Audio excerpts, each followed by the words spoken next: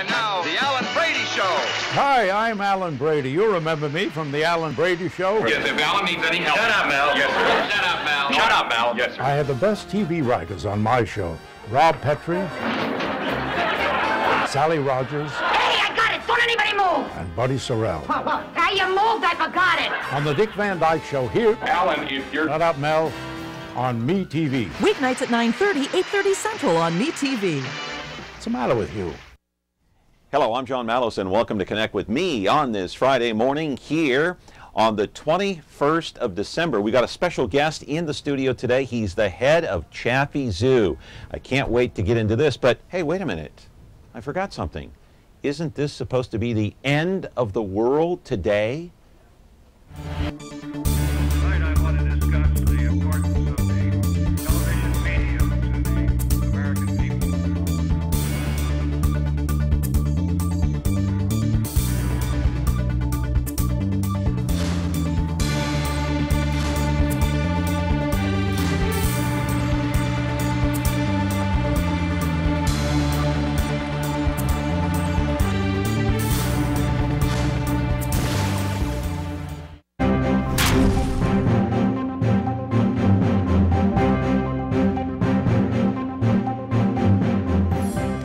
Well, this was supposed to be the day that marks the end of the world according to the Mayan calendar, but we still have a lot of time left in this day. It's still, you know, what, only 10:30 in the morning, so a long way to go. We'll see what happens. Anyway, a couple of notes before we get to our main topic, and that is the City Council passed 4-3. That was the vote last night on privatizing garbage. Now, the union members have 30 days to collect those signatures. I believe it's, let's see, they need more than 21,000 signatures to get that thing on the ballot, so not much time left. We'll see where that one goes. And the bus drivers here in Fresno, they have had a 3% rate cut imposed upon them. So the city council and the mayor really trying to cut into a lot of things at City Hall going on in the city so they can make up for that budget deficit, $4 to $5 million. Now to our main topic of the day, and that is the Chaffee Zoo. Have you been there recently? Hey, they've got some great exhibits on hand and more are on the way, all thanks to Measure Z. Let's go to the videotape and I'll show you the latest right now. You are looking at the sea lions.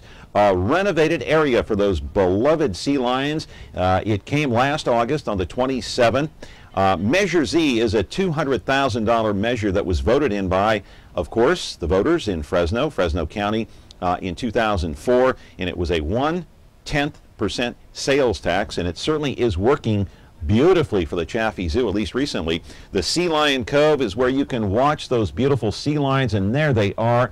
They're gorgeous. I just love looking at those and maybe even touching one or two of them, although I don't think that's allowed at the Chaffee Zoo. But I like watching them swim underwater. Nothing like it. There are so many exhibits underwater. There's that Sea Lion Cove right there. Look at those beautiful sea lions swimming around. Isn't that gorgeous? You've got to take your kids, maybe before the end of the year or during the holidays now. They're off for a couple of weeks, maybe even 3 weeks off from school. Live in our studio right now is Scott Barton, the director of the Fresno Chaffee Zoo. He is a Fresno native. He went to Fresno State. He has worked all over the country, including Seattle, Salt Lake, at Disney Animal Kingdom, and then he came back here to Fresno. Your phone calls are very much a very important part of the program. Area code 559-265-4331. The Chaffee Zoo, a lot to get to today. Stay tuned. We're still here. We haven't gone anywhere yet. Is taking care of laundry taking too much of your time? Have you become a missing mom? With a new fast, efficient washer and dryer from Ventura TV Video Appliance, you'll spend more of your day the way you want. This Amana Super Capacity Washer Dryer Pair is now just $6.99, and this heavy-duty Maytag Super Capacity Washer Dryer Pair is only $8.99. Don't spend your life on laundry. Upgrade today at Ventura TV Video Appliance and save.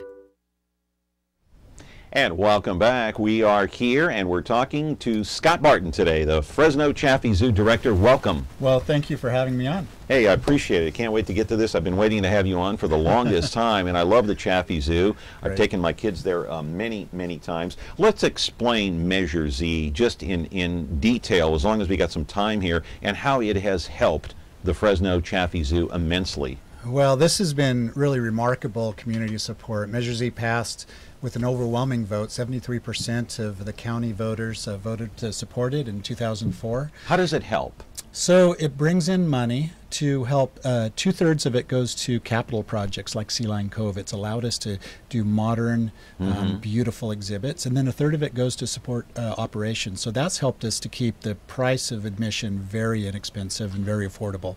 See, I think even though in a budget crisis, the projects like, you know, the Chaffee Zoo, Storyland, Playland are important to our community, the growth of our community and our youth. Do you not agree? Well, I totally agree. And so it's really about quality of life in the valley. And so organizations like the Fresno Chaffee Zoo and Storyland, Playland, we want to have great places for families to come and visit, to visit with your friends, to spend time together, and to explore some things like the wildlife that we have to see. Take a quick phone call here, Scott. Good morning. You're on Connect with me. Well, you were. Okay, I guess I waited too long. Anyway, let's turn to the monitor here. All right, go ahead and roll that videotape of the sea lion underwater cove there as we take a look. And I just love looking at those sea lions swim underwater. Talk about this exhibit and how long it took for the zoo to finish this renovating project here. So this was our first major project with Measure Z. It was about $10.5 million for Measure Z, and it's really been an extraordinary exhibit for us. It opened in August of 27th, and since then, September, October, November were all record years, so the public loves it. We've seen in the paper it called magical, been called Disney-esque, which having worked at Disney for 5 years, I love hearing. And we've also had it favorably compared to Monterey Bay Aquarium. So it's really an extraordinary exhibit. Scott, how do you keep the water so clear and clean so we can see those sea lions? Two things. We had really good designers, and we have a great staff that takes care of it. And so the keepers... But is that something you put in the water, or what? No, it's actually a saltwater pool, so it's very good for the seals and sea lions that are in it. And then we have very sophisticated filtration that keeps the water that crystal clear. Look at that beautiful guy there. How long do they live? So the seals and sea lions live between 20 and 25 years, and we have a fairly young group. And all our seals and sea lions actually were rescue animals from the coast. So, for instance, Pismo, one of ours, is totally blind. Another one was near a shark attack and is missing parts of her flippers due to a shark attack and couldn't go back in the wild. And so with her, we actually gave her a great home in Sea Lion Cove.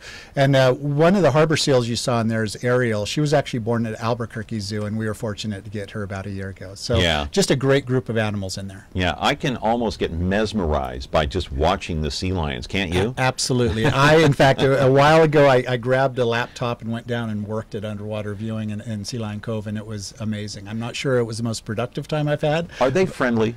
They're very friendly. And will they bite?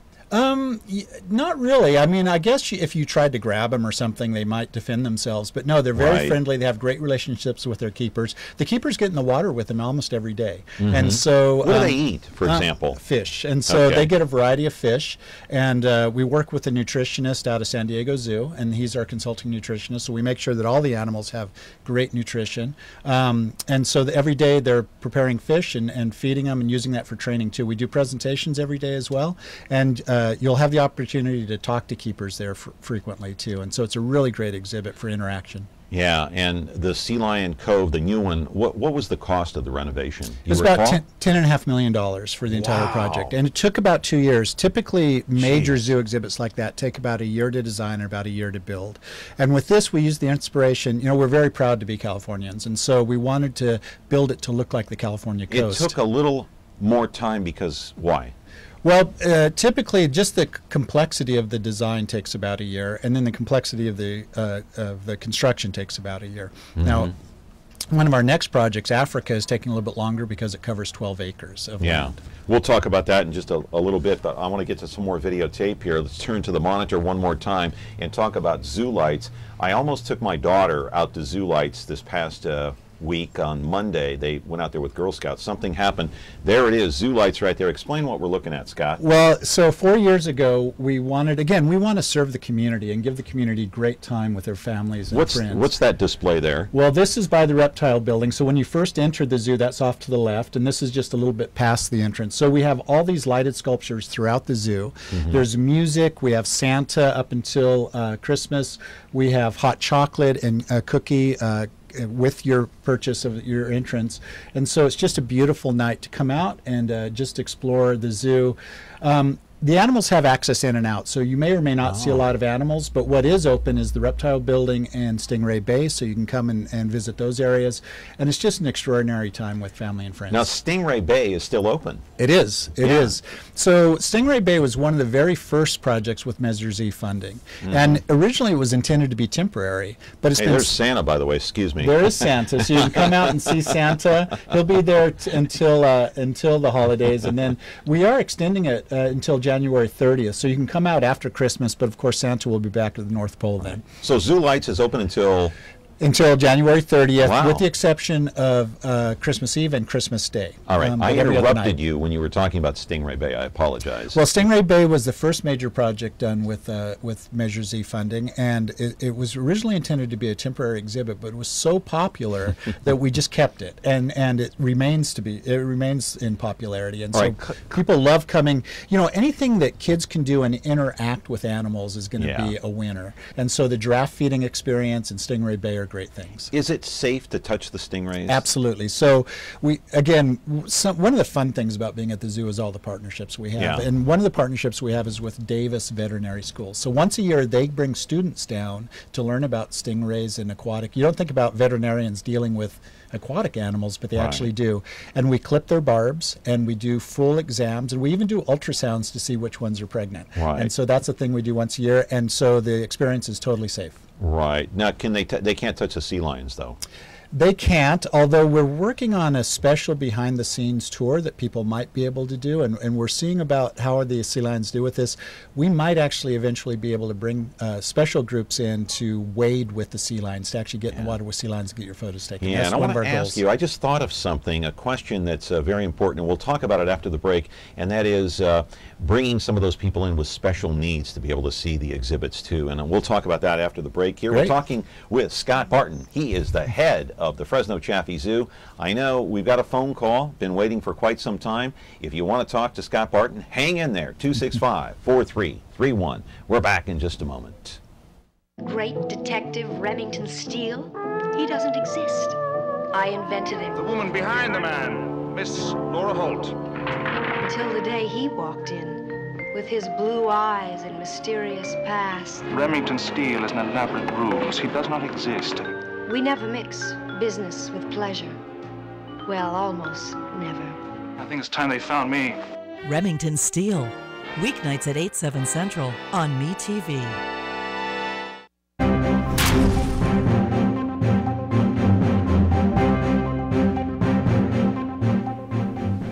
We're still here. We haven't gone anywhere yet. The world has not exploded in smithereens, at least not yet, and let's hope it doesn't happen according to the Mayan calendar. We've got a phone call here. You're laughing about that, huh, Scott? I'm kind of happy that everything was okay this morning. Yeah, well, actually, I woke up in the middle of the night, and I was thinking, gee, we're still here. Yes, Nothing has happened yet. exactly. No explosions, no earthquakes. Let's take a quick phone call. All right. Good morning. You're on Connect with Me. Thank you for waiting. Hello? Hi, you're on the air. Quickly, hurry. Hi, I just called to comment about the Mayan end of the world situation. All right, we're talking about the zoo today, but go ahead. I'll make it quick, like 5 seconds. I just wanted to reassure people it's the end of the fifth world, according to the Mayans. Right. It was just the end of their calendar. Of the sixth. Correct. It's the beginning of the sixth world, so the world isn't coming to an end. It's just entering a new era, according to the Mayans. Thank you so much. In case anybody's having a nervous breakdown over this. Yeah, well, we're not having a nervous breakdown yet, although you see some special effects up there on the screen. Anyway, we're talking to Scott Barton today. Thank you for the call. And Scott, you're the head of the Chaffee Zoo. Quickly, before we get into the other video, what do you do specifically to help meet the needs of those either children or adults that do have special needs? They want to see the exhibits as well. That's a great question. Excuse me. And we want to have the zoo accessible to everybody. And so with special needs, you know, the grounds are very friendly for a wheelchair or any special needs. Any new exhibit we do is definitely catered to that. Things like even paying attention to where the railing is and viewing so that people in a wheelchair or strollers can still see the animals and see exhibits is really important to us, and you'll see that at Sea Lion Cove. And you go out of your way to make them or help them if they want to feed, say, the giraffes. Absolutely. Absolutely. We want to make sure that everybody has an equal opportunity, and we also, our educators, our education staff is excellent at dealing with a lot of school visits, right? Over 50,000 school children visit the zoo each year.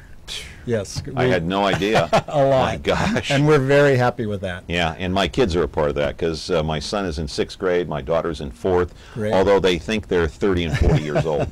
Anyway, let's talk about the snakes. You know, I think about snakes. If I have dreams about snakes, I freak out.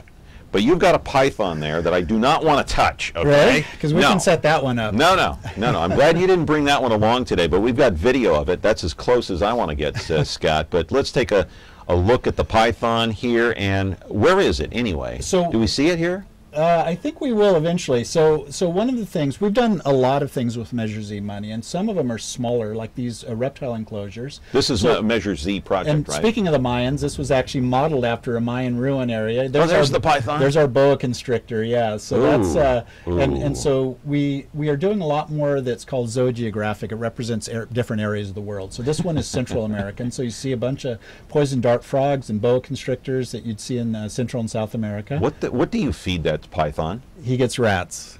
Not live. He gets frozen rats. And frozen rats. Well, they're thawed, of course, by the time he eats them. And there's one of the poison dart frogs, which are amazing little colorful frogs. What's their purpose?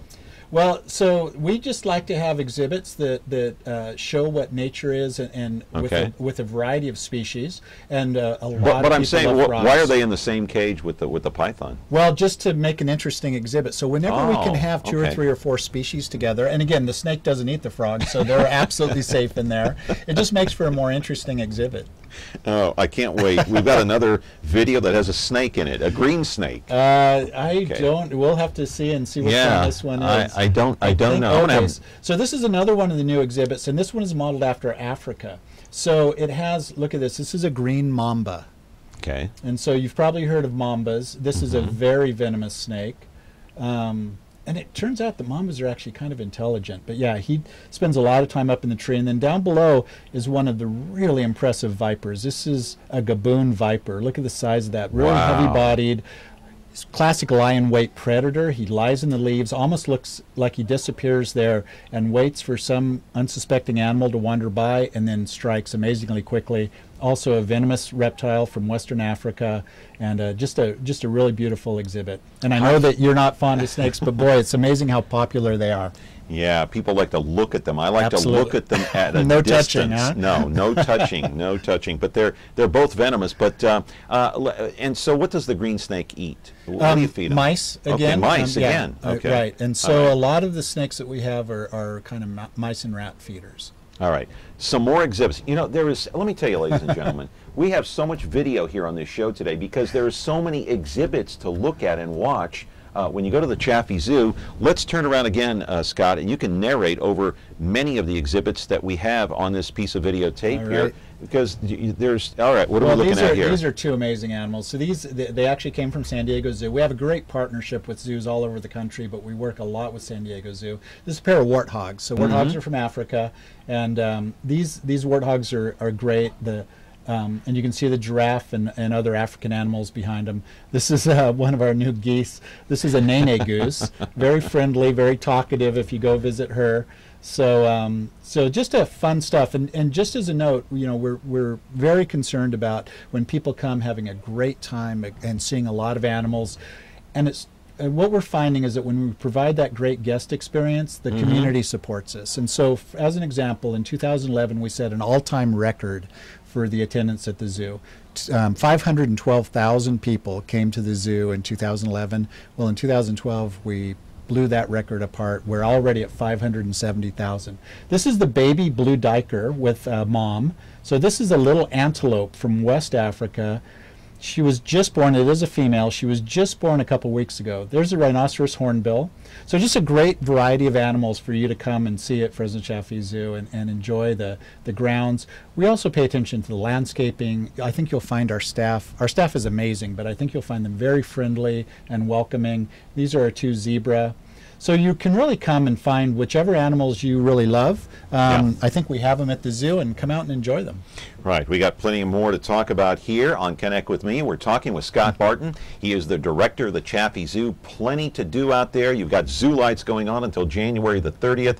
It's an amazing show out there at the Chaffee Zoo. Even magical shows are on display. We'll talk to Scott about that when we come back in a moment.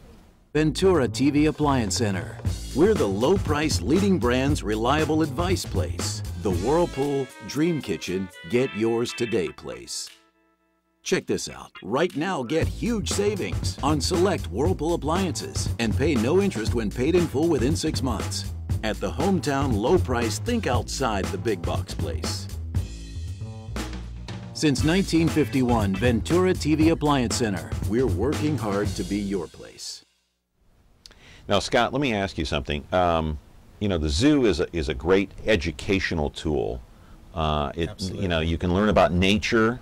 You can take your kids out there and you can learn about the animals and whatever exhibits are going on right now at the Chaffee Zoo. Is that the way you view how a zoo should be, using it as an educational tool? Well, the educational component is definitely important to us, and we want people to come out, but we also want them to connect with these animals. We want them to develop the same passion and love for these animals that we have. And respect for the animals. And respect for the animals, absolutely. And so things like coming out and feeding a giraffe will change your view of giraffe. Coming out and petting a stingray will do that. And, you know, we were just looking at some snakes. Our reptile keepers come out and do reptile presentations where kids get to even touch a snake if they want to, or see a snake. Those types of things are amazing at connecting children with wildlife. Let's turn around before the end of the show here. We've got 2 more pieces of video. We've got the reptiles video here that we want to show. And you have so many kids that come out there on school trips each and every year. Absolutely. And this is one of the exhibits that they'll see here. What are we looking at? This is another one of those large reptile exhibits. This one is modeled after the deserts of the Southwest. It has Gila monsters and beaded lizards in it. Also, and you can see they got a Christmas package in their exhibit. But again, the Measure Z has allowed us to really modernize a lot of the areas of the zoo, and these exhibits are an example of that. There's a chuckwalla lying in there. So again, we like these mixed species exhibit that have a lot of different animals in them. It's a lot more interesting, and it's good for the animals, gives them a lot of space too. Yeah, 2 chuckwallas enjoying their Christmas present. And then I think there's some, a Gila monster up there next to the cactus. So again, these exhibits, we want to take children and let them imagine they're in these spaces. You know, when you wander through Sea Lion Cove, you can imagine you're at the coast, and we in fact want people to then go and explore a California coast or the deserts of the Southwest. So we'd love to make that connection between people and wildlife. All right, you've got 2 new exhibits coming up. We don't have video of this one, but let's talk about it because they're Measure Z projects. You got the Otters coming when? So the Otters are a relatively small project. When the sea lions moved, their old exhibit will make a wonderful otter exhibit. So we're doing that renovation, and we want to have that open by spring of next year. So it's a pretty fast project. And we have 2 African spotted-necked otters from San Diego Zoo again. It was a partnership with San Diego Zoo. They're up, they're in quarantine right now, and ready to go in the exhibit in a couple months. All right, now you sent us pictures, and we didn't really have time to put these up, but the new exhibit called Africa. Explain that, because I saw some of the photos and some of the drawings, some of the renditions, and they look spectacular. So what we're hearing about Sea Lion Cove is that it's magical, it's awesome, it's Disney-esque. Africa continues that, but it's even larger. It's 12 acres. Is it a work in progress right now? It is. So we're almost done with the design, and we'd like to start construction next spring. And how long will that take? It'll take about a year to year and a half to build. So in about 2 years, we want to have lions back at the zoo, rhinos back at the zoo, cheetah, a breeding group of elephants, giraffe, zebra. But again, all in a exhibit that allows you to imagine you're in Africa and exploring Africa on a walking safari. Here's the only complaint I had about the zoo, and that is if I want to go see a bear, or if I want to go see an orangutan, for example, a lot of times these animals are hiding out and I can't see them. Do you find that's a problem? Well, Do you exactly. find that's a major complaint with a lot of people? Well, so animal visibility is a major concern, and when people come to a zoo, they expect to see animals, right? I mean, that's not really a big surprise. But they do take naps. They do take naps, but you know, they do hide out occasionally. Absolutely, right? They're entitled to their privacy too. So, as we build these enormous exhibits, so there are acres of exhibits. The challenge is really how do we make sure the animals are visible, and a lot of times it's just making sure the animal has what they want. Yeah, how am I going to see a cheetah and a lion if they're not there? And I've only got one shot at the zoo, say. Exactly. You know, and so by knowing the natural history of the animals, sometimes we can help provide opportunities for them to be seen. So as an example, rhinos love mud wallows, and they'll lie in a mud wallow for hours because that's where they want to be. So where do you place your mud wallow? Well, place it close to where people are. People can see it, and that way when the rhino's happy laying his mud wallow, people are happy also because they can see the rhino. All right, let's take a look at the turtles. You've got a turtle exhibit out there. This is also part of a Measure Z project, which helps the zoo money-wise. Absolutely. And there they are, swimming underwater. Yeah, so this is another of the reptile enclosures, the ones that we were able to expand and improve with Measure Z funding. This is after a stream in New Guinea. This is a fly river turtle with a rainbow fish. And again, this is just an opportunity to do something a little different in Fresno where you don't typically see these large aquariums. And so it's just this really fun exhibit, again, with mixed species. There's also green tree monitors in there. And just gives the opportunity for kids. We see kids just come up and kind of be mesmerized by these exhibits. And that's exactly this fascination is what we really want to inspire in these exhibits. The turtles really do live a long time, don't they? They do. So the Galapagos, like 50 years? Even more. So, so 50 years is quite common. This is the green tree monitor in that same exhibit. 50 years is quite common for a tortoise. Some tortoises even over 100 years. Wow, they live longer than people. Exactly, exactly. In some cases. You know, recently, we've only got about 3 minutes left. We had a guest here on the show. His name was Don Talo, and he was with an organization representing, I believe, Save the Elephants, and he was traveling overseas. And he had a big problem with how they're treated, of course, in the circus. And with Chaffee Zoo, he wasn't really that critical, didn't have that much to say about it. He wasn't sure how the elephants are treated. Let's turn to the monitor and take a look at the elephants, and you can tell us in your own words, let me just ask the question, are they mistreated? You know, they're not. But I will tell you that 30 or 40 years ago, I might have shared some of the same concerns. But zoos have improved their care so much of many animals, but especially elephants. So this is our two elephants, Arkara and Shanzi, and they came from actually a circus. And so we've given them a great home. They have a great relationship with washing their food here in their pool. They have a great relationship with the keepers. We do daily pedicures essentially with them. We take great care of them. We've put them on a diet because as they get older, they were showing a little bit of arthritis. Same thing that all mammals do. And you know, each of our elephants lost 2,000 pounds on a very sound nutrition program, and that has made them healthier and more active, and we see less issues with arthritis. So I think one of the main concerns for the people that are concerned about the elephants is captivity. Do they do well in captivity, in your opinion? How are these two elephants doing in captivity? They do, and I think if anybody that spends much time watching Shanzi and Kara would say that they're pretty happy elephants. They have a great relationship with their keepers. We spend a lot of time to try to keep them mentally active as well as physically healthy, and so they're not abused. No, they're not. Okay, I just want to clarify that. No, those old days of chaining elephants are gone in zoos. Yeah. And so really, you just don't see that anymore. Yeah. And I can't speak to circuses, but I can tell you that elephants in zoos are very well cared for, and the keepers have a great passion for their care. Right. And you're very gracious to come by on the holidays. I know Christmas is on Tuesday, fast approaching. Merry Christmas. You must thank you. Merry Christmas to you and your family too, and you know, I know this time of year with zoo lights going on and everything else, you're a very busy guy. So there's a lot going on, but there's not a better time to be at the zoo. It's just a really successful year for us, a successful decade for us, and it's thanks to the community. Well, I can't wait for these other exhibits to show up. The otters and Africa. Can't wait for that. That's in a couple of years. We're going to be talking about Africa. You'll be on this program talking about Africa. I look forward to it. Come out and visit. We will. Okay, I'll bring my kids out there. Thank you. All right, Scott. Happy holidays to you and your family. family. Same to you. Thanks for having me. Okay, and come back again. Appreciate it. That is Scott Barton. He is the director, of course, of the Fresno Chaffee Zoo, a wonderful place to go. And don't forget about Storyland Playland. Hey, that's right across the street. All right, have a very Merry Christmas, Happy New Year, Happy Holidays. We're off on Monday, Tuesday, and Wednesday, but we'll have very special interviews, special programs on those days, the interviews with the stars. We're back after the holidays. Have a great one.